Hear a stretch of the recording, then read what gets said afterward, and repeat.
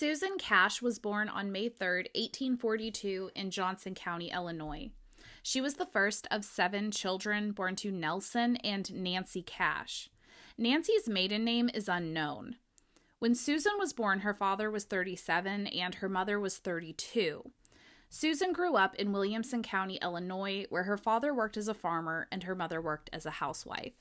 In 1860, when Susan was 18, she had an occupation listed on the census, but I couldn't make out what it said. I'm going to put a photo of it in this video. If you have any idea what this handwriting says, if you let me know in the comments, I would really appreciate it because I had no guesses. When Susan was a teenager, she had 2 children out of wedlock. In 1859, when she was 16, she had her son, William. 3 years later, at the age of 19, she had another son, Cornelius. She gave both the boys Cash as their last name, her maiden name, and no father is listed. When Susan was 36 years old in 1880, her family had moved to Douglas County, Missouri. Susan was single and living with her elderly parents, Nelson and Nancy, who were in their 80s at this point. Several of her Cash siblings were also living with them, but not her sons. Her sons would have also been grown up by now, and they were probably living on their own. When Susan was in her 40s, she married Stephen Hopper. Susan was Stephen Hopper's second wife. When Stephen was in his 20s, he married Sarah Jane Florence. Stephen and Sarah lived in Greene County, Illinois, and would have 9 children together over the course of 11 years. During their marriage, Stephen served in the Civil War for the Union, and he was in Sherman's March to the Sea. I can only imagine the horrible things Stephen saw and what he had to do during this march. After serving in the war, Stephen and Sarah continued to have more children. Their last child was born in 1869. Sometime after this, Stephen and Sarah decided to get a divorce. A family story on his Family Search page says that after they had split up, Stephen took off with the children and he was headed for Missouri. He apparently didn't make it very far, and he was intercepted by the sheriff, and the children were returned to their mother.